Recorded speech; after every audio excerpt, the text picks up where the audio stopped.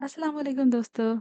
मैं हूं आपकी होस्ट और दोस्त आयशा नूर और आप सबको वेलकम बैक कहती हूं अपने उर्दू नॉवेल्स रीडिंग चैनल पर। आज हम लोग कंटिन्यू करने वाले हैं नूर राजपूत का नॉवल सल्फाइट।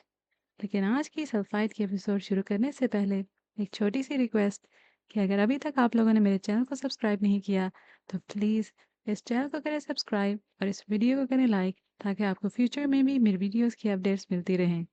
तो आइए शुरू करते हैं आज की एपिसोड। परेशान मत हो आसिया, सब ठीक होगा इंशाल्लाह। हमदान अंकल उन्हें समझा रहे थे। हमदान, मेरी बच्ची सिसकियों से रो रही थी और ऐसा उस वक्त होता है जब वो शदीद तकलीफ में हो। हमदान अंकल कुछ देर पहले ऑफिस से आए थे। आसिया बेगम को यूं परेशान और आंसू साफ करता देखकर वो खुद परेशान हो गए थे। तो मुझे कॉल कर देती, मैं चला जाता हानि को लेने, या फिर खुद चली जाती। बस अब ड्राइवर उसे लेकर आता ही होगा, तुम परेशान मत हो। वो उन्हें दिलासा दे रहे थे। ऊपर से मौसम इतना तूफानी हो रहा है, मेरा दिल जाने क्यों बहुत घबरा रहा है। अच्छा, मैं रहीम को कॉल करके पूछता हूँ, तुम प्लीज़ परेशान मत हो। वो अपना मोबाइल निकालते हुए उठ खड़े हुए थे। दरवाजे पर दस्तक की जोरदार आवाज़ उसके दिमाग पर हथौड़े की तरह लग रही थी। हानम ने मुश्किल से आंखें खोली थीं। उम्मे हानम, तुम्हारे घर से ड्राइवर तुम्हें लेने आया है। वो कब से बाहर तुम्हारा इंतजार कर रहा है। यह हानम के साथ वाले रूम की लड़की थी। हानम ने मुश्किल से उठी थी और फिर दरवाज़ा खोला। बाहर अंधेरा फैल गया था। बारिश अभी भी हल्की हल्की सी जारी थी। कभी ये मौसम हानम की जान होता था और आज इसी मौसम में उसकी जान ली गई थी। क्या हुआ, तुम्हारी तबीयत तो ठीक है? हमना ने उसकी सुर्ख और सूजन ज़दा आंखों को देखकर पूछा था। नहीं, तबीयत ठीक नहीं है। हानम ने आंसू का गोला गले में ही रोकते हुए मुश्किल से जवाब दिया था। वो अपना बैग उठा लाई थी और टेबल पर पड़ा ताला भी। उसके हाथ कांप रहे थे। लाओ, मैं लगा देती हूँ। हमना ने उसके हाथ से ताला पकड़ा था। हानम के कदम अब बाहर की तरफ उठ रहे थे। हमना ने परेशानी से उसे जाते देखा था। एंट्री गेट पर अंगूठा लगाने पर एंट्री करके वो बाहर निकल आई थी। लड़कियों की हंसी की आवाज़ें उसे पागल कर रही थीं। सब वहाँ खुश थे। बाहर कैंटीन पर लड़कियों का रश लगा था। तेज रोशनियों में पौधों पर पड़े बारिश के कतरे मोतियों की तरह चमक रहे थे। अब वो हॉस्टल गेट से बाहर निकल आई थी। उसने एक अलविदाई नज़र अपने हॉस्टल पर डाली थी। हानम का दिल भर आया था। रहीम अंकल ने आगे बढ़कर उसका बैग पकड़ा था। वो गायब दिमागी से गाड़ी में बैठी थी। मैं कब से आपका इंतजार कर रहा हूँ हानी बेटा, आने में इतनी देर लगा दी। घर से साहब का कितनी बार फोन आ चुका है। रहीम अंकल परेशानी से कह रहे थे, जबकि हानम आंखें बंद किए सीट से टेक लगाए होशो खुर्द से बेगाना पड़ी थी। आसिया बेगम हानि का बेसब्री से इंतजार कर रही थी। जब उन्होंने पोर्च में गाड़ी रुकने की आवाज़ सुनी, वह दरवाजे की तरफ भागी। नहीं बेटा, रहीम अंकल ने उसे आवाज़ दी थी। ना वो मुकम्मल हवासों में थी और ना बेहोशी में। आंखें खोलो बेटा, घर आ गया है। वो उसे उठाने की कोशिश कर रहे थे और फिर कुछ देर बाद उसने आंखें खोली थीं। रहीम अंकल ने उसकी नासाज तबीयत को देखते हुए गाड़ी से बाहर निकलकर उसकी जाने वाला दरवाज़ा खोला था। वरना वो इस बात का बहुत गुस्सा करती थी। अपना बैग खुद पकड़ती थी और दरवाज़ा भी खुद खोलती थी। उसे बीबी जी कहलवाना नहीं पसंद था, इसलिए रहीम अंकल उसे उसके नाम से पुकारते थे। वो मरे मरे कदमों से गाड़ी से बाहर निकले थे। हाँ नहीं, आसिया बेगम उसकी तरफ बड़ी थी। हानम का उन्हें देखकर दिल भर आया था। वो उनके गले लगकर खूब रोई थी। क्या हुआ हानि, तुम ठीक हो ना? वो परेशानी से पूछ रही थी। चलो अंदर। वो उसे अंदर ले आई थी। मेरा सर दर्द से फट रहा है, मुझे सोना है। वो कमरे में जाते हुए बोली थी। अच्छा तुम जाओ, मैं चाय बना कर लाती हूँ। और ये तुम्हारे कपड़े क्यों भीगे हुए हैं? आसिया बेगम के हाथ पांव फूल गए थे। कुछ देर बाद हमदान अंकल अपने कमरे से बाहर निकले थे। वो फोन पर किसी से बात कर रहे थे। उन्होंने हानि को अपने कमरे में जाते देखा था। क्या हुआ, सब ठीक है ना? वो आसिया बेगम से पूछ रहे थे। नहीं, मुझे लगता है इसे बहुत तेज बुखार है। आसिया बेगम ने बताया था। मैं डॉक्टर को कॉल करता हूँ। वो परेशानी से डॉक्टर का नंबर मिला रहे थे, जबकि आसिया बेगम किचन की तरफ बढ़ गई थी। जवाद अकेडमी गया था, जिसे अब रहीम अंकल लेने गए थे, जबकि माहम सोई हुई थी। मुलाजिम हानम को यूं खोया खोया सा देखकर परेशान हो गए थे। हानम ने अपने कमरे में आकर सबसे पहले दरवाज़ा लॉक किया था। फिर उसने अपना मोबाइल निकालकर उसे मेज़ पर रखा था। उसे उस मोबाइल से शदीद खौफ आ रहा था। उसे लग रहा था कि अभी सब लोग उसे कॉल करेंगे, सब उसका मजाक उड़ाएंगे। उन इश्तिहारात पर उसके दोनों नंबर थे। नहीं, ऐसा नहीं हो सकता, वो चिल्लाई थी। उसने मेज पर रखा भारी गुलदान उठाकर मोबाइल पर दे मारा था। मोबाइल के टुकड़े टुकड़े हो चुके थे। टूटे फूटे मोबाइल को उसने उलट कर उसमें से सिम निकाली थी, जिसे उसने वॉशरूम में जाकर पानी में बहा दिया था। बदकिरदार हो तुम। हरजे की आवाज़ किसी हथौड़े की तरह उसके सामान से टकराई थी। उसे लग रहा था कि कोई उसके कानों में पिघला शीशा उंडेल रहा था। वो रोई थी, बहुत रोई थी, सिसकियों से। उसे अपना दम घुटना महसूस हो रहा था। आहिस्ता आहिस्ता हानम को सब घूमता महसूस हुआ था। हर तरफ अंधेरा फैल गया था। उसके दिमाग में दर्द की एक ठेस उठी थी और फिर वो चकरा कर गिर चुकी थी। हानी, दरवाज़ा खोलो। आसिया बेगम कब से दरवाज़ा खटखटा रही थी, लेकिन हानम दरवाज़ा नहीं खोल रही थी। क्या हुआ अम्मी? माहम अपने कमरे से बाहर निकली थी, लेकिन हानम ने दरवाज़ा नहीं खोला था।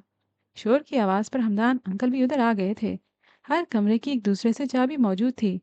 आसिया बेगम भागकर अपने कमरे से चाबियों का गुच्छा उठा लाई थी। वो बुरी तरह से हाँफ रही थी। घर के सारे मुलाजिम भी डरे हुए थे। आसिया बेगम रो रही थी। कमरे का दरवाज़ा खोला गया था। सामने वो बेसुध पड़ी थी। नहीं! आसिया बेगम चिल्लाते हुए उसकी जानेब बढ़ी थी, लेकिन हानम अपने होश कब की खो चुकी थी। रात हो गई थी। मिकी घर नहीं आया था। आरजे लाउंज में बैठा उसका इंतजार कर रहा था। उसका नंबर बन जा रहा था। आरजे का दिमाग घूमा था। ऐसा पहले कभी नहीं हुआ था। मिकी उसे बताकर जाता था और उसका नंबर कभी बंद नहीं हुआ था। आरजे ने कभी खुद को किसी नशे का आदी नहीं बनाया था और उस वक्त उसे समझ नहीं आ रहा था कि वो क्या करे। लाउंज में रखी मेज के दराज से उसने सिगरेट निकाला था। उसे जलाने के बाद अब वो धुएं उड़ा रहा था। लेकिन मेरी एक दुआ है, जिस दिन हर जी रूह को जिंदा किया जाएगा और मुर्दों को कब्रों से उठाया जाएगा ना, मेरी दुआ है कि हमारा उस वक्त भी सामना ना हो। धुएं के मरगोलों में उसे हानम की चेहरा नजर आया था। जितना हानम की आंखों में दुख था, उतना ही आरजे की आंखें नफरत और हकारत से लबरेज थीं। क्या मुसीबत है यार। आरजे ने सिगरेट को दूर फेंका था और फिर उठकर अपने कमरे की तरफ बढ़ गया था। आसिया बेगम आईसीयू के बाहर रखे सोफे पर बैठी बुरी तरह से रो रही थी। हानम को नर्वस ब्रेकडाउन हुआ था। डॉक्टर ने कहा था उसे कोई गहरा सदमा पहुंचा है। हमदान साहब बहुत ज्यादा परेशान थे। आखिर क्या हुआ था यूनिवर्सिटी या हॉस्टल में जो हानम की ये हालत हो गई? वो सोच रहे थे। अगले 24 घंटे मरीज़ के लिए बहुत क्रिटिकल हैं। आप लोग दुआ करें कि मरीज़ों को होश आ जाए। डॉक्टर की बातों ने आसिया बेगम के दिल को तड़पा कर रख दिया था। आखिर अजल अपना काम कर ही गई थी। वो जहन्नम जैसी आग में तड़प रही थी। जिंदगी और मौत की जंग लड़ती हानम। आरजे को एहसास भी नहीं था कि उसने किसी हानम को ख़त्म कर डाला था, हमेशा हमेशा के लिए। हानम को 2 दिन बाद होश आया था। आसिया बेगम की जान में जान आई थी। ये 2 दिन उनके लिए सूली पर लटकने के बराबर थे। जैसे ही हानम को होश आया था, आरजे के अल्फाज किसी घात लगाए बैठे दुश्मन की तरह उस पर हमला आवर हुए थे। मैंने कुछ नहीं किया, वो चिल्लाई थी। हमदान साहब उसकी तरफ बढ़े थे। आसिया बेगम नमाज पढ़ रही थी। हनी बेटा, कुछ नहीं हुआ, तुम ठीक हो? सब ठीक है, रिलैक्स। वो उसे पुरसुकून करने की कोशिश कर रहे थे।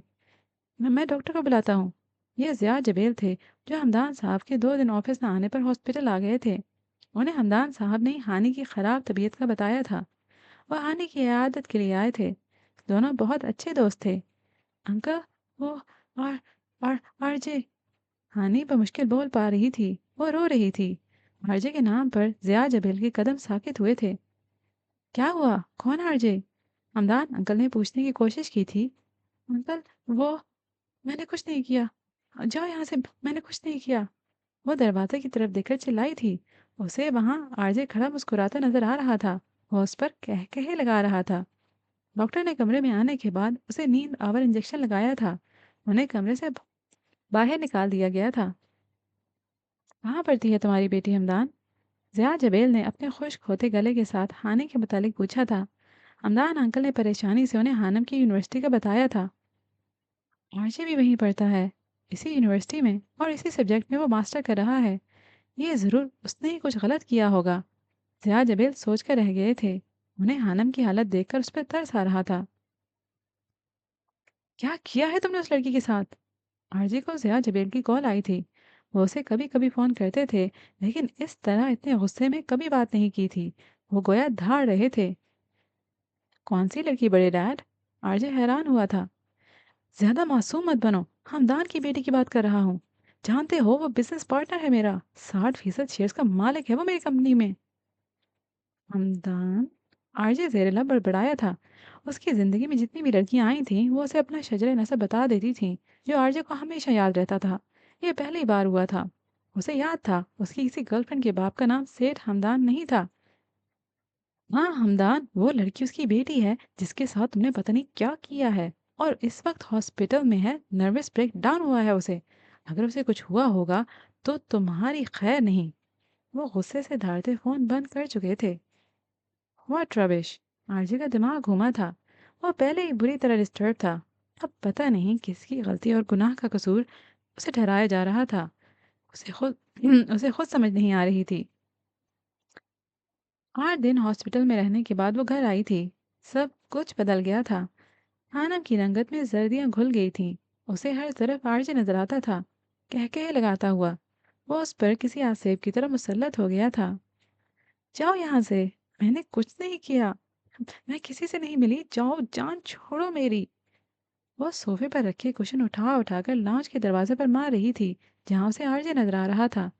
उसे हर वक्त डर लगा रहता था। आरजे का घर पास ही था। हानम को लगता था कि वो अभी आएगा और सबको उसकी असलियत बताएगा। क्या हुआ हानी? कोई नहीं है वहां पर। आसिया बेगम ने उसे अपने सीने से लगाया था। वो फूट फूट कर रो दी थी। मुझे यहाँ नहीं रहना, मुझे दूर जाना है, बहुत दूर। प्लीज अंकल, मुझे कहीं दूर भेज दें प्लीज। वो आंसुओं से भीगे चेहरे के साथ हमदान अंकल की मिन्नतें कर रही थी। हमदान अंकल उसकी बातें सुनकर गहरी सोच का शिकार नजर आ रहे थे। यही मशवरा उन्हें डॉक्टर ने भी दिया था कि बच्ची को कुछ दिनों के लिए यहाँ से दूर ले जाया जाए। वो कुछ सोचकर उठ गए थे। यकीनन वो इस सोच पर अमल पैरा होने वाले थे। आज पूरे 1 महीने बाद 28 अप्रैल के दिन आरजे को मिकी की कॉल आई थी। पहली बार आरजे ने मिकी के बगैर इतने दिन गुजारे थे। कहाँ मर गए तुम मिकी? कहाँ चले गए हो यार? आरजे बहुत गुस्से में था। बदनसीबी के मरा नहीं, लेकिन डर है कि सजा से पहले मौत नहीं आएगी। मिकी अजीब से लहजे में बोल रहा था। क्या हो गया है तुम्हें? ऐसी बातें क्यों कर रहे हो? आरजे ने पूछा था। तुम्हें याद है आरजे, तुमने मुझे एक बार बताया था कि तुमने ख्वाब में हानि को आग में धक्का दे दिया था। इसका जिक्र क्यों कर रहे हो? आरजे चिढ़ गया था। ऐसा ही हुआ था ना? मिकी पूछ रहा था। हाँ, लेकिन इस बात का इस वक्त क्या मकसद? आरजे उलझा था। मुबारक हो, तुमने अपना ख्वाब पूरा कर दिखाया आरजे। तुमने जीते जी हमें हानम को जहन्नम में धकेल दिया है। तुमने उसे आग के उस दरिया में फेंका है जिसमें न सिर्फ उसका जिस्म बल्कि रूह भी झुलस गई होगी। मिकी की बात सुनकर एक पल को आरजे का दिल रुका था। वो साकित रह गया था। फिर तुमने उसे इतना सर पर सवार क्यों कर लिया है मिकी? कुछ गलत नहीं किया मैंने उसके साथ। आरजे कुड़कर बोला था। जरूरी नहीं कि जिस्मानी अजियत ही गलती के जुमरे में आती हो। जहनी और रूहानी अजियत इंसान की धज्जियां बिखेर देती है। ये तुम नहीं समझोगे। मिकी उसका इशारा समझ चुका था। बस कर जाओ मिकी, मुझे समझ नहीं आ रही कि तुम्हें हो क्या गया है।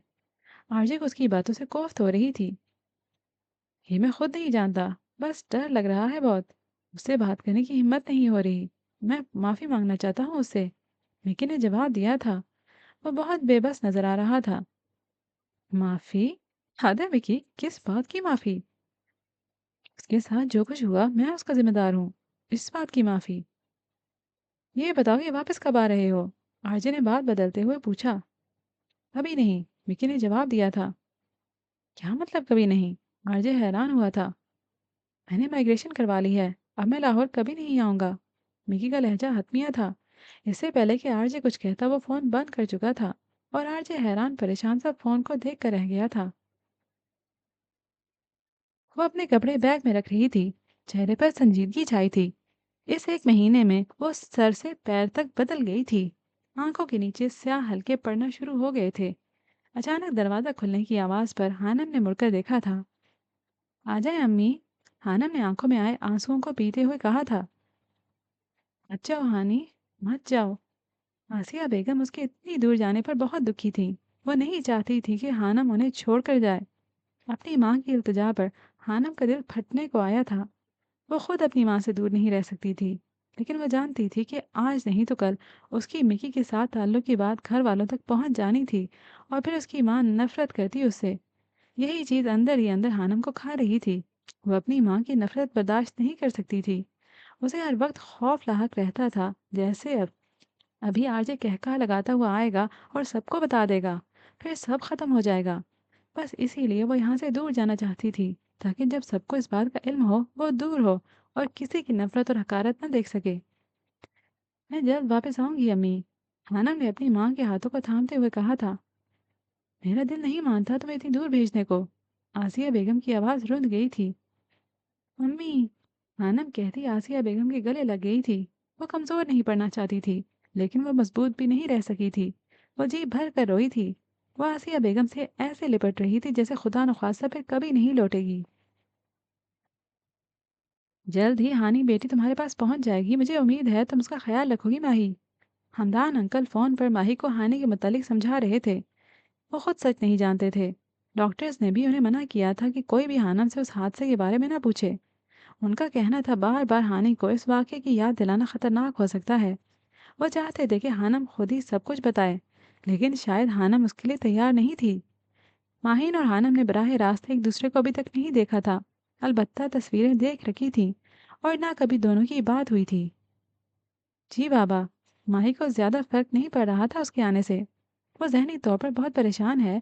पहले उसे कुछ वक्त देना और फिर उसके करीब होने की कोशिश करना। हानि बहुत अच्छी और साफ दिल की लड़की है। इंशाल्लाह तुम्हारी उसे जल्द दोस्ती हो जाएगी। जी। वो हानम की तारीफ अपने बाप के मुंह से सुनकर बस इतना ही कह पाई थी। वो हानम को नहीं जानती थी। आज वो उसके पास आ रही थी। माही के अजीब से एहसासात थे। आसिया बेगम से उसकी अच्छी खासी बेतकल्लुफ़ी हो गई थी, लेकिन हानम से तो कभी बात भी नहीं हुई थी। ठीक है, फिर अपना ख्याल रखना, और मुझे उम्मीद है तुम हानम को जल्द अपने साथ वापस लाओगी। वो भी हंसते मुस्कुराते वो पुरज़्म से कह रहे थे। माही बस सर हिलाकर रह गई थी। वो पूरे महीने के बाद घर से बाहर निकली थी। बहुत रोई थी वो माहम जवाद और आसिया बेगम से मिलते हुए, लेकिन उसे जाना ही था। उसकी हालत को देखते हुए हमदान अंकल ने अपने तमाम तर इख्तियारात को इस्तेमाल करते हुए 1 महीने के अंदर उसके पेरिस जाने का इंतज़ाम किया था। मैं आप लोगों से रोज़ाना बात किया करूंगी। ये हानम के जाते हुए आखिरी अल्फाज थे। आसिया बेगम ने उसे बहुत सी दुआओं के साय में रुखसत किया था। उन्हें महसूस हो रहा था जैसे उनकी बेटी की रुखसती हो गई हो। गेट से निकलने के बाद वो बहुत तेजी से गाड़ी में बैठी थी। उसने आरजी के घर की तरफ देखना भी गवारा नहीं किया था। उस शख्स की वजह से आज उम्मे हानम को अपना घर, अपना मुल्क और अपनी माँ को छोड़ मीलों दूर जाना पड़ गया था। जैसे जैसे गाड़ी एयरपोर्ट की तरफ बढ़ रही थी, हानम का दिल तड़प रहा था। ये तो तय था कि उसके एक एक आंसू और उसकी तड़प की कीमत आरजी को चुकानी थी, लेकिन कब, ये सिर्फ कुदरत को पता था।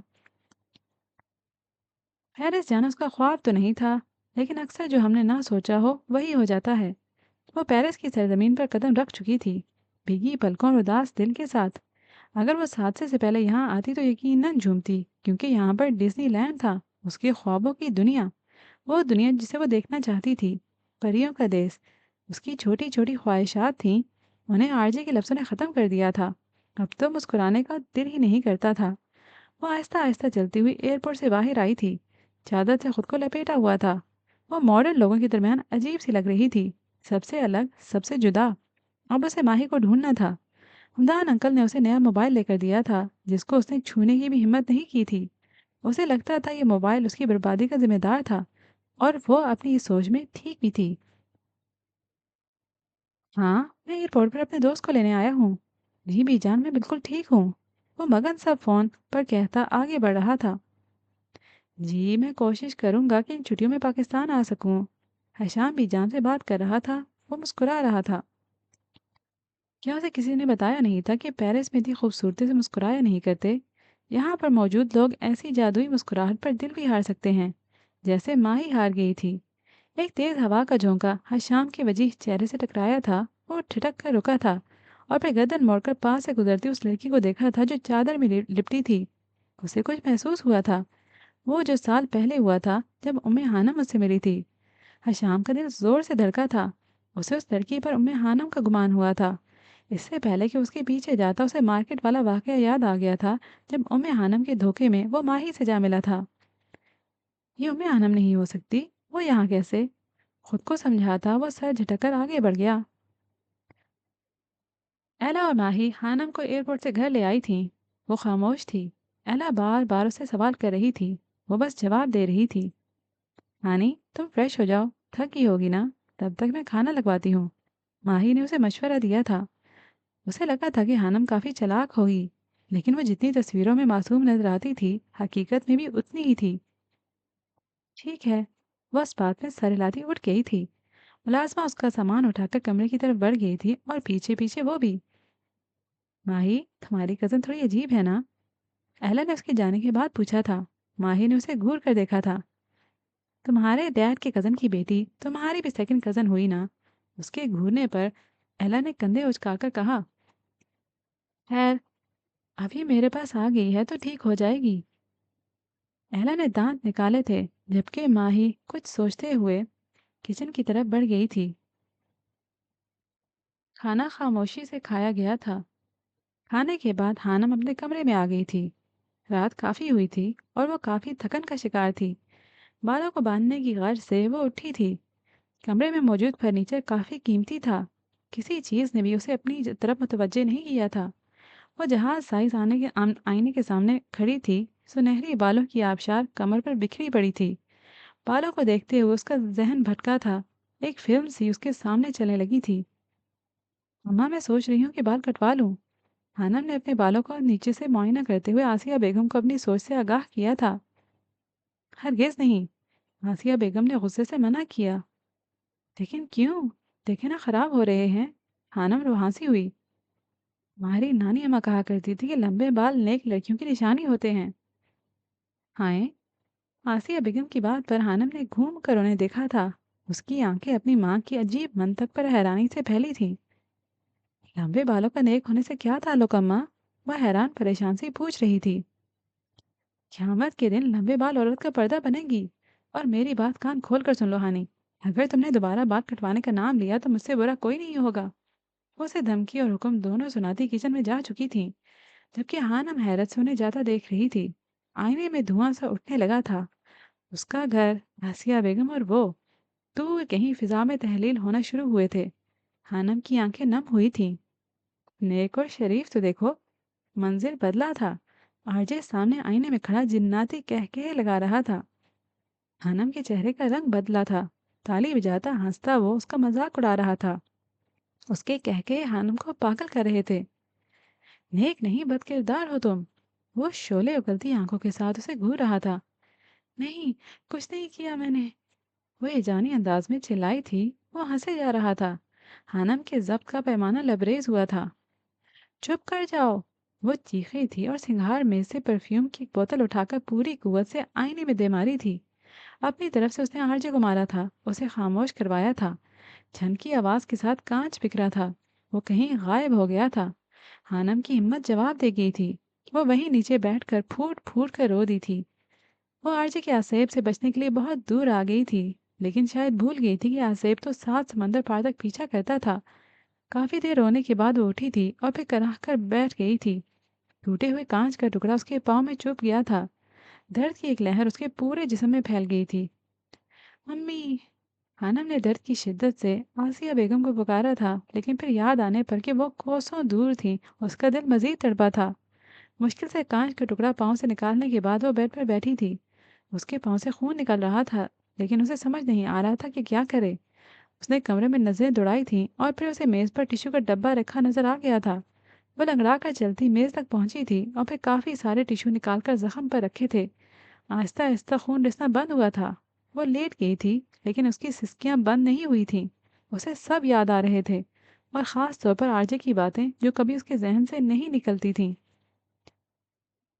मैं चाहती हूँ मैं तुम्हें बताऊं कि मुझे दर्द होता है। इतना दर्द कि दिल करता है अपनी कनपटियों पे उंगलियां रखकर इतने जोर से दबाऊं कि वहां से खून का इखराज हो। शायद इस खून में वो तमाम सोचें भी बह जाएं जो मेरे जहन को अजियत के निस्तर चुभो रही हैं। मैं चाहती हूँ मैं तुम्हें बताऊं कि मुझे दर्द होता है। इतना दर्द कि जैसे कोई मेरा दिल किसी पत्थर पे रखकर किसी हथौड़ी से उसमें कील गाड़ता है, और बस एक कील से बस नहीं करता, बल्कि बार बार वो इस अमल को दोहराता है। गाड़ता है, निकालता है, کاٹتا ہے نکالتا ہے پر موت نہیں آنے دیتا۔ میں چاہتی ہوں میں تمہیں بتاؤں کہ مجھے تکلیف ہوتی ہے، ایسی تکلیف جیسے کسی زندہ انسان کو کسی پیڑ کے ساتھ باندھ کر کسی پرانی چھری سے اس کو جگہ جگہ سے کاٹا جائے، اس پہ کوڑے برسائے جائیں، اتنے کوڑے کہ اس کے وجود کا گوشت اس کی ہڈیوں سے الگ ہو جائے، پر موت کے فرشتے کو ادھر آنے کی اجازت نہ ہو۔ میں چاہتی ہوں میں تمہیں بتاؤں کہ کاش کوئی لفظ میرے اذیت کے معیار پہ پورا اترے، تو میں تمہیں بتاؤں کہ درد اور تکلیف اس اذیت سے بہت چھوٹے لفظ ہیں جو میں محسوس کرتی ہوں۔ درد میں ڈوبی رات آہستہ آہستہ بیت رہی تھی اور سسکیوں کی آواز بڑھتی جا رہی تھی۔ صبح 4 بجے کا وقت تھا۔ آرجے نیند سے بوجھل آنکھیں لیے سونے کے لیے لیٹا تھا۔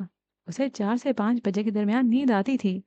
ابھی اسے سوئے کچھ ہی دیر گزری تھی جب وہ عجیب سے احساسات کے تحت ہڑبڑا کر اٹھ بیٹھا تھا۔ اسے کسی لڑکے کے رونے کی آواز آ رہی تھی۔ سائڈ لیمپ آن کر کے اس نے پورے کمرے میں نظر دوڑائی تھی لیکن اسے کہیں کچھ نظر نہیں آیا تھا۔ وہ اسے اپنا وہم سمجھ کر سر جھٹک کر دوبارہ سونے کے لیے لیٹ گیا تھا، لیکن جیسے ہی اس نے آنکھیں بند کی سسکنے کی آواز صاف سنائی دی تھی۔ وہ ایک جھٹکے سے اٹھ بیٹھا تھا۔ کون ہے؟ آرجے نے پوچھا تھا لیکن کوئی جواب نہیں آیا تھا۔ آواز ہنوز آ رہی تھی۔ وہ بستر سے نیچے اترا اور کمرے کی کھڑکیوں کو کھولنے کے بعد اس نے ہر طرف نظر دوڑائی تھی۔ کہیں کسی لڑکی کا نام و نشان نہیں تھا، لیکن آواز آ رہی تھی۔ یہ میرا وہم نہیں ہو سکتا، وہ بڑبڑایا تھا۔ اب وہ کمرے کا دروازہ کھول کر نیچے لاؤنج میں آیا تھا۔ غلام دین ملازم صوفے پر سکون سے سویا پڑا تھا۔ سسکیوں کی آواز وقفے وقفے بعد ابھر رہی تھی۔ آرزی کا دماغ گھوما تھا۔ اسے شک ہو رہا تھا جیسے گھر میں کوئی لڑکی موجود تھی۔ وہ پاگلوں کی طرح ایک ایک کمرہ دیکھ رہا تھا، لیکن لڑکی ہوتی تو ملتی نا۔ اب تو مکی بھی یہاں نہیں تھا۔ تھک ہار کر وہ اپنا سر پکڑ کر بیٹھ گیا تھا۔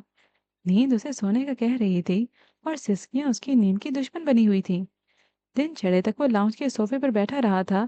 جیسے ہی سونے کے لیے آنکھیں بند کرتا تھا، سسکیوں کی آواز ابھرنے لگتی تھی۔ سورج کی سنہری روشنی نے رات کی سیاہی کو کاٹا تو سورج کی شعائیں لاؤنج میں موجود کھڑکیوں سے چھن چھن کر اندر آنے لگیں۔ آرچی کو سر میں شدید درد محسوس ہو رہا تھا۔ غلام دین کب کا نماز کے لیے اٹھ کر جا چکا تھا، لیکن اس نے آرجے سے وہاں بیٹھنے کی وجہ نہیں پوچھی تھی۔ چڑیوں کے چہچہانے کی آوازیں ہر طرف پھیل گئی تھیں۔ تھک ہار کر وہ صوفے پر لیٹ گیا تھا۔ وقت کو اس پر ترس آیا تھا اور پھر نہ جانے کب اس کی آنکھ لگ گئی تھی۔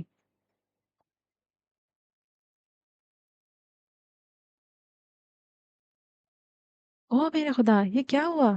ملازمہ ناشتے کے لیے ہانم کو اٹھانے آئی تھی اور پھر اس کے زخمی پاؤں کو دیکھ کر گھبرا گئی تھی۔ یہ 50 سالہ لوسی تھی جو ہر وقت سیاہ رنگ کے گاؤن میں ملبوس رہتی تھی۔ ماہی اور ایلا اسے لوسی ماں بلاتی تھیں۔ لوسی ماں نے ایلا کو پالا تھا اور اسے بھی وہ دونوں بہت عزیز تھیں۔ گھر کی صفائی ستھرائی کا خیال لوسی ماں ہی رکھتی تھی، البتہ کھانا بنانے کے لیے حلیمہ تھی۔ یہ کیا ہوا بچے؟ وہ ہانم کی طرف بڑی تھی۔ ہانم کی رات نہ جانے کب آنکھ لگ گئی تھی۔ نہ اذان کی نہ الارم کی آواز آئی تھی اور نہ کسی نے اسے اٹھایا تھا۔ وہ سوئی رہی تھی۔ لوسی ماں نے آگے بڑھ کر اسے زخمی پاؤں سے ٹشو کو اتارا تھا جو چپکا ہوا تھا۔ بیڈ کی چادر جہاں اس کا پاؤں رکھا ہوا تھا وہاں سے سرخ ہو چکی تھی۔ سوتے وقت شاید اس کا خون بہتا رہا تھا۔ درد کے باعث ہانم کی آنکھ کھلی تھی۔ یہ کانچ کیسے ٹوٹا؟ ہم کو بلا لیا ہوتا، ہم خود ہی اس کو صاف کر دیتا۔ وہ ہانم کو جاگتے ہوئے دیکھ کر کہہ رہی تھی۔ ٹشو اتارنے کے بعد لوسی ماں کی نظریں اب کچھ ڈھونڈ رہی تھیں۔ کچھ یاد آنے پر وہ کمرے میں رکھے بڑے سے میز کے نیچے والے دراز کی طرف بڑھی۔ فرسٹ ایڈ باکس نکال کر وہ دوبارہ ہانم کے پاس آئی تھی۔ ہانم چکراتے سر کے ساتھ اسے دیکھ رہی تھی جو کافی پریشان نظر آ رہی تھی۔ رونے کے باعث ہانم کی آنکھیں سوجن کا شکار تھیں۔ اسپرٹ سے زخم صاف کرنے کے بعد لوسی ماں نے اس کے پاؤں پر پٹی باندھی تھی۔ طبیعت ٹھیک ہے تمہارا؟ پٹی کرنے کے بعد اب وہ ہانم کی سرخ آنکھوں کی طرف دیکھ کر پوچھ رہی تھی۔ ہانم کو بے اختیار ہی آسیہ بیگم یاد آئی تھی۔ اس کی آنکھیں نم ہونا شروع ہوئیں۔ روتا کیوں ہے بچے؟ کوئی مسئلہ ہے تو ہم کو بتاؤ، وہ پیار سے پوچھ رہی تھی۔ میرا سر بہت درد کر رہا ہے، ہانم بس اتنا ہی کہہ پائی تھی۔ ہم میڈیسن اور چائے لے کر آتا ہے، رونا نہیں، تم ٹھیک ہو جائے گا، لوسی ماں فکر مندی سے کہتی باہر چلی گئی تھی، جبکہ ہانم اپنے سر کو تھامتے ہوئے دوبارہ لیٹ گئی تھی۔ ڈپارٹمنٹ میں کوئی فنکشن تھا، उसे रोशनियों से सजाया गया था। आरजन आरजी के डिपार्टमेंट की तरफ उठते कदम रुके थे। उसे रोशनियां देखकर कैफे के पास दरख्तों के नीचे खफकी से घूरती हुई हानम नजर आई थी। यही जगह थी जहां उसने हानम को चिढ़ाने के लिए उसके लिए गाना गाया था। मैं जो जी रहा हूँ वजह तुम हो। उसे अपने अल्फाज याद आ गए थे। वो खुद तो जी रहा था और जो वजह बनी थी उसे ख़त्म कर दिया था आरजे ने। वो सर झटककर डिपार्टमेंट की तरफ बढ़ा था। जैसे ही वो डिपार्टमेंट के अंदर दाखिल हुआ था, सामने ग्राउंड में लकड़ी के बेंच पर उसे वो बैठी नजर आई थी। वो शाम जब उसने हानम से मुस्कुराकर बात की थी, वो आसमान को तकती हुई जाने किस दुनिया में खोई हुई थी। जब बिजली की चमक में उसके चेहरे पर कुछ चमका था, माजी उसे अपनी तरफ खींच रहा था। और यही वो जगह थी जहां उसने हानम को ख़त्म किया था। नफरत है मुझे तुमसे। वो तसव्वुर में से मुखातिब हुआ था और वे वापसी के लिए कदम बढ़ा दिए थे। डिपार्टमेंट में अब उसे कुछ भी अच्छा नहीं लगता था। मिकी जा चुका था, मेहरू भी। दोनों की माइग्रेशन हो चुकी थी। वो भी जा चुकी थी, जिसके बारे में वो सोचना नहीं चाहता था। वो जन्नत रोड पर तेज तेज कदम बढ़ा रहा था। इंग्लिश डिपार्टमेंट के सामने उसे वो दरख्तों के नीचे बने फुटपाथ पे मेहरू के साथ किसी बात पर हंसती नजर आई थी। वो ठिठक कर रुका था। वो उसे क्यों नजर आ रही थी, आरजे को समझ नहीं आ रहा था। वो झटके से मुड़ा था। सामने जूलॉजिकल म्यूजियम था। अब वो मेहरू के साथ म्यूजियम के बाहर सेल्फियां लेती नजर आ रही थी। आरजे का सर चकरा गया था।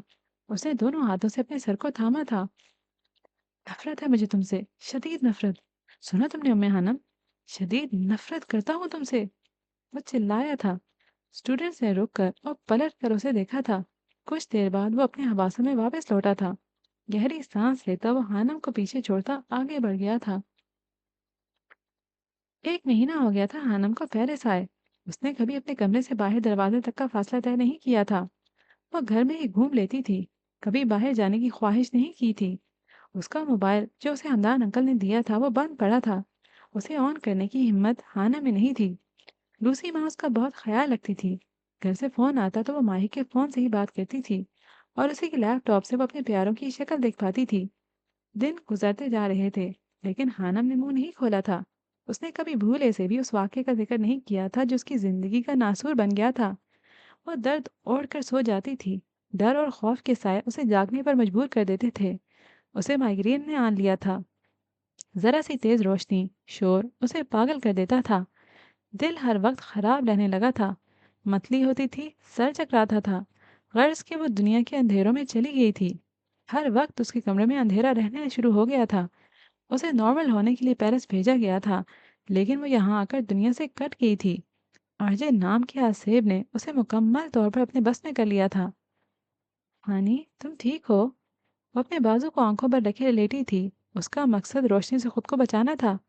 कमरे में पहले ही अंधेरा था, लेकिन वो जिस्मानी दर्द से बचना चाहती थी। दरवाजे पर दस्तक हुई थी। हानम चौंक कर उठी थी।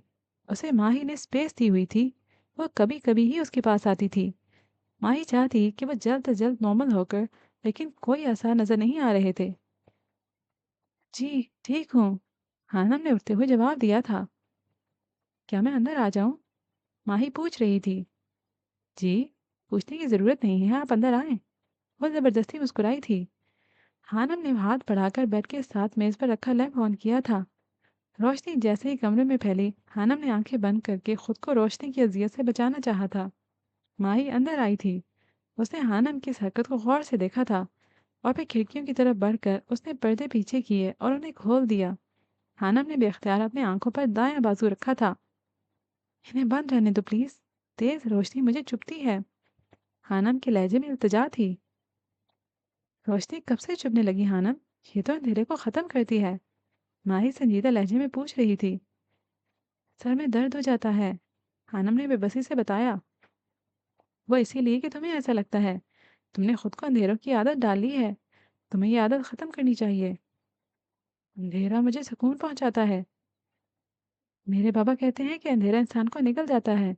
इंसान में सारी मनफी सोचें अंधेरे की वजह से पैदा होती हैं। तुम्हें इस अंधेरे की दुनिया से बाहर निकलकर रोशनी का सामना करना होगा। आज माही उसे कायल करने को आई थी। न जाने क्यों हानम उसे अपनी अपनी सी लगी थी। वो मासूम थी। खामोशी का एक गहरा पहरा था उस पर। मैं नहीं करना चाहती किसी भी चीज का सामना, हानम ने बेजारी से कहा था। तुम उम्मे हानम ही हो ना? माही के सवाल पर हानम ने चौंक कर उसे देखा था। मैंने सुना था कि उम्मे हानम एक बाहिम्मत लड़की है। वो कभी किसी चीज से नहीं हारी। वो हमेशा हालात का मुकाबला करके उन्हें हराने की हिम्मत रखती एक बहादुर लड़की है। माही की बात पर हानम का दिल कट सा गया था। वो बहादुर लड़की एक इब्ने आदम से बुरी तरह हार कर आई थी, सिर्फ इस वजह से कि वो बिनते हवा थी। गलत सुना है आपने। उम्मे हानम एक कमजोर लड़की है। हानम ने गहरी अजियत से जवाब दिया था। हम्म, होगी, लाजमी होगी, लेकिन अब उसे बहादुर बनना होगा। अगर उम्मे हानम को पेरिस में बुजदिली और मुर्दा दिली के साथ जिंदगी गुजारनी है तो उसके वापस पाकिस्तान चले जाना चाहिए। पेरिस ऐसे लोगों को खुशामदीद नहीं कहता। पाकिस्तान वापस जाने के नाम पर हानम ने लरस कर माही को देखा था। उसकी आंखों में बेयकीनी थी। बिल्कुल, तुम्हें वापस जाना होगा। ये अंधेरों की जिंदगी तुम वहां भी गुजार सकती हो। फैसला तुम्हारे हाथ में है हानी। तुम्हें यहाँ रहना है या वापस जाना है। अगर यहाँ रहना है तो 10 मिनट में तैयार हो जाओ। तुम्हारे मोबाइल और सिम रजिस्ट्रेशन के लिए जाना है। और अगर इस काम के लिए नहीं जाना चाहती तो अपना सामान पैक कर लो। तुम्हें वापसी का टिकट मिल जाएगा। वो दो टोक लहजे में कहती वापस जा चुकी थी, जबकि हानम परेशान सी उसे जाता देख रही थी। माही जानती थी कि वो वापस नहीं जाना चाहती, और वो ये भी जानती थी कि उसकी ये धमकी करामत साबित होगी। वो अब मजीद उसे यूं अब लोगों की तरह जिंदगी गुजारते नहीं देख सकती थी। तुझे हो नसीब गदागरी, तेरा दस्ते नाज दराज हो। यही बद्दुआ है कि फितनागर, तेरा हुस्न सहरुल लिबास हो। रहे मर्ज गम में तू मुब्तला, ना दवा मिले ना दुआ मिले। तुझे हो कज़ा की जो आरज़ू, तेरी उम्र और दराज हो। आरजे ने हर उस जगह पर जाना छोड़ दिया था जहां कभी हानम गई थी। वो उसे नहीं देखना चाहता था। उसकी जिंदगी से सुकून नाम की चीज कहीं गायब हो गई थी। वो रात को सो नहीं पाता था। सिसकियों का सिलसिला खत्म होने का नाम नहीं ले रहा था। उसे दिन में नींद नहीं आती थी। उसने नींद की गोलियां खाकर दिन में सोना शुरू कर दिया था। वो रात को जैसे ही आंखें बंद करता था, वो आवाज उसकी समात में हथौड़ों की तरह लगना शुरू हो जाती थी। वो सारी रात लाउंज में बैठा रहता। वो समझ नहीं पा रहा था कि उसके साथ क्या हो रहा था और क्यों हो रहा था। वो मुल्तान चला गया था और फिर वापस भी आ गया था। वो सिस्कियां उसका पीछा नहीं छोड़ने वाली थी। मिकी के बिना दोस्तों की महफिलों में उसका दिल नहीं लगता था। रफ्ता रफ्ता वो अपने सोशल जिंदगी से कटने लगा था। ये वक्त का बहुत बड़ा इंतकाम था। वो माही और एला के साथ गाड़ी में बैठी थी। जब से वो पेरिस आई थी, आज पहली बार घर से बाहर निकली थी। माही की धमकी काम कर गई थी। अब उसे लबों पर एक खूबसूरत सी मुस्कुराहट भींग रही थी। हानम के चेहरे पर संजीदी छाई थी। एला कुछ कहने के लिए पीछे की तरफ मुड़ी थी और फिर एकदम चौंक गई थी। हानम की गाड़ी के शीशे के पास बैठी थी। आधे खुले शीशे से सूरज की रोशनी अंदर आ रही थी जो हानम के चेहरे को छू रही थी। हैं? ये क्या था? एला ने बड़ी बड़ी आंखों से हानम की तरफ देखते हुए पूछा था। सूरज की छांव में हानम के चेहरे पर कुछ चमका था। क्या? हानम के चेहरे पर उलझन फैली थी। तुम्हारी चिन पर कुछ शाइन किया था। ये वो पैदाइशी निशान है, यानी बर्थ मार्क। जब मैं पैदा हुई थी तब से ऐसा ही है, हानम ने बताया था। ये एक मोती के साइज का सफेद रंग का धब्बा था, जिसे स्याह रंग का तिल होता है, लेकिन ये सफेद था। और जब कभी रोशनी सूरज की रोशनी उस पर बराह रास्त पड़ती थी तो यहाँ से एक चमक पैदा होती थी। वाह, इट्स जस्ट अमेजिंग। एला अब उसे दिलचस्पी से देख रही थी। इसने जिंदगी में पहली बार कोई ऐसा बर्थ मार्क देखा था। उसे उम्मे हानम सबसे अलग लगी थी, उदासियों की शहजादी, जो शायद रास्ता भटककर पेरिस आ गई थी। तो आज की कहानी को हम इसी पॉइंट पर ख़त्म करते हैं। इंशाल्लाह आगे भी इसी पॉइंट से कंटिन्यू करेंगे। उम्मीद करती हूँ कि आपको अभी तक की स्टोरी पसंद आ रही होगी, और अगर ऐसा है तो प्लीज़ कमेंट सेक्शन में ज़रूर बताइएगा। इसके अलावा भी अगर आपके पास किसी और नॉवल की किसी और अच्छी सी स्टोरी की रिकमेंडेशन है तो उसको भी कमेंट सेक्शन में ज़रूर लिखिएगा। इसी के साथ ही आज के दिन के लिए इजाज़त चाहूँगी। इंशाल्लाह आइंदा मिलते हैं। तब तक के लिए हंसते रहिएगा, मुस्कुराते रहिएगा। अल्लाह हाफिज़।